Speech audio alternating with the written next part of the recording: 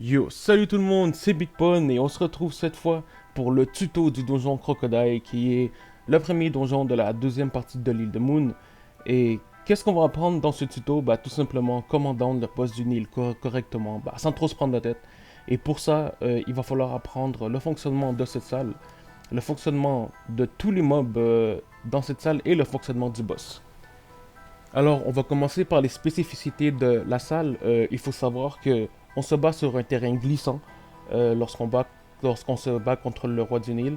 En même temps, ça fait un peu de sens car on se bat dans une épave. Et qu'est-ce que le terrain glissant? Bah, tout simplement, lorsque vous allez utiliser un sort de déplacement, comme le panda l'a fait en début de tour, vous allez glisser de 3 cases en plus du déplacement habituel. Alors, une roulade du crabe, par exemple, si vous roulez de 2 cases, vous allez atterrir en fait 5 cases dans la direction dans laquelle vous avez lancé le sort. Une autre chose qu'on voit, c'est l'apparition de cases morts. Si je me trompe pas, il y en a 12. Ça se peut que je me trompe. Mais la dernière fois que j'ai compté, il y en avait 12.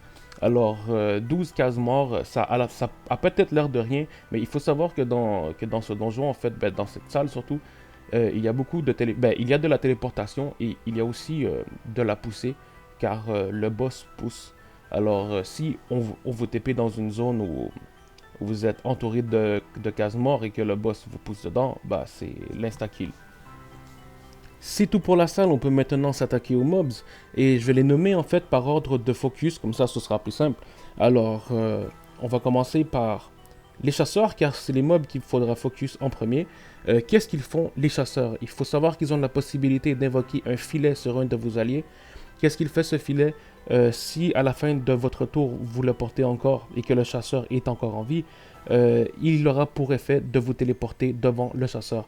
Littéralement devant lui, dans la direction dans laquelle il regarde. Si la case devant lui est prise, vous serez téléporté soit sur le côté, soit sur le dos.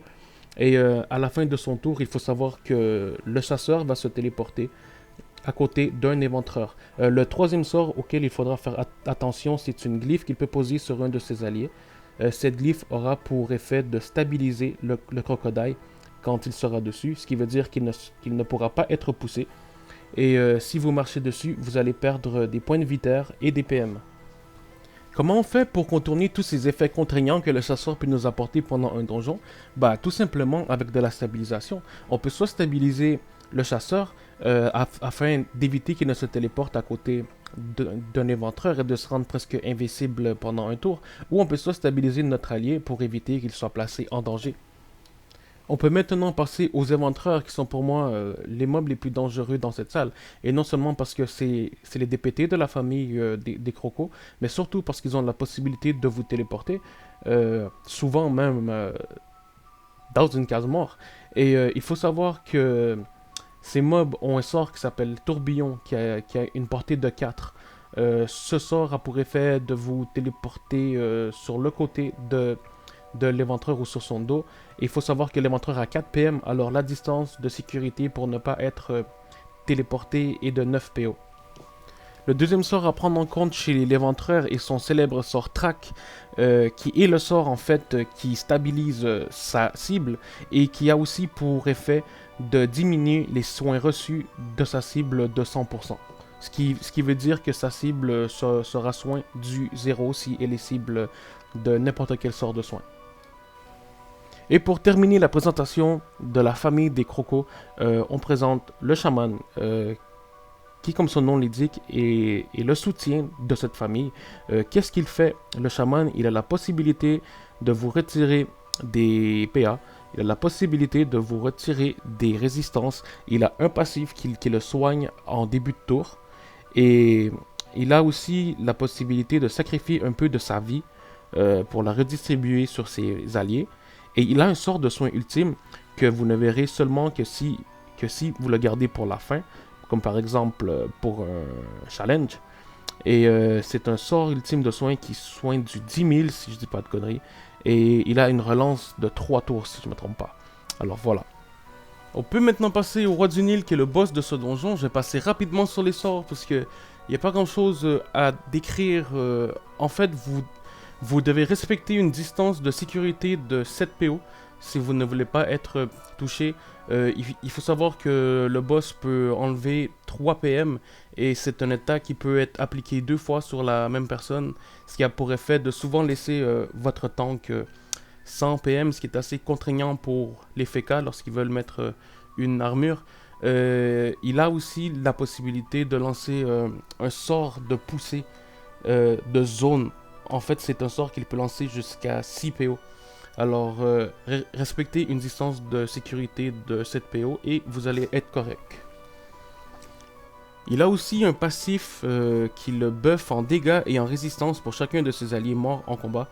C'est aussi une des raisons pour laquelle ça m'arrive de garder un éventreur en vie.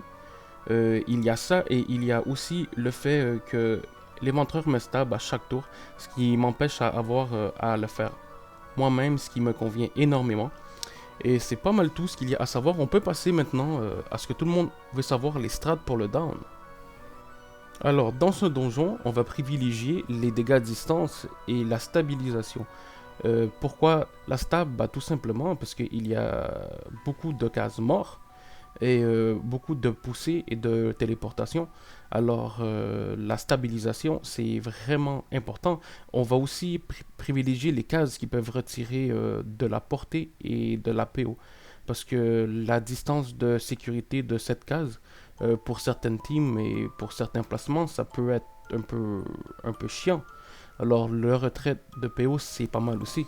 Et pour les teams qui n'ont pas énormément de stab dans leur team, vous pouvez faire comme à l'écran, garder un éventreur en vie, ce qui aura pour effet de vous servir d'obstacle pour empêcher votre FK d'être poussé. Et en plus, l'éventreur vous stab à tous les tours. Il faudra juste faire attention avec son sort de téléportation qu'il fait qui a une relance de 3 tours.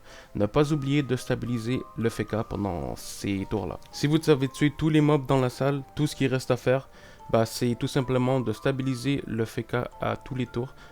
Moi je le fais en temps normal avec un tour avec le panda, un tour avec le Kra et un tour avec provocation. Et il y a aussi le bonus de stabilisation qui apparaît à tous les 3 tours. J'allais presque oublier de vous parler de la phase 2. Ce boss, en fait, il va atteindre la phase 2 en environ vers la moitié de sa vie. Qu'est-ce qu'il faudra faire pour le dépop? Pour lui enlever son invulnérabilité, tout simplement utiliser les sorts de déplacement. Utiliser l'avantage du terrain glissant pour lui rentrer dedans.